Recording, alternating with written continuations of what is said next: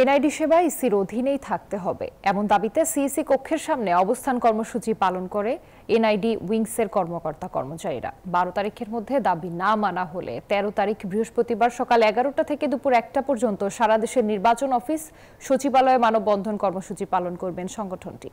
দুপুরে আগারগাঁওয়ে নির্বাচন কমিশন সচিবালয়ে পরবর্তীতে এই কর্মসূচিতে কর্মকর্তা কর্মচারীদের আশ্বস্ত করেন প্রধান নির্বাচন কমিশনার এএমএম নাসির উদ্দিন।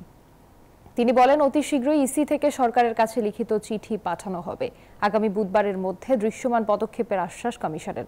তা না হলে আগামী বৃহস্পতিবার থেকে কঠোর মানববন্ধন কর্মসূচি করবে Bangladesh election commission officers association.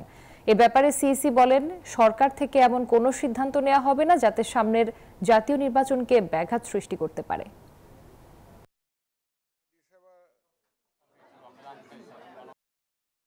আমাদের অবস্থান আমরা লিখিতভাবে সরকারকে জানাবো এবং সরকার, আমি বিশ্বাস করি যে এগুলো আপনাদের যে উদ্বেগ, যে এখন আপনাদের যে কনসার্ন যেটা সৃষ্টি হয়েছে, এটা আমরা সরকারকে জানাবো এবং আমি বিশ্বাস করি আপনাদের এই যে আমাদের যে মতামত, এগুলাকে গুরুত্ব দিয়ে সরকার একটা বাস্তব সবকিছু পরিস্থিতি সবকিছু বিবেচনায় নিয়ে একটা সুচিন্তিত সিদ্ধান্ত সরকার নেবে বলে আমি বিশ্বাস করি।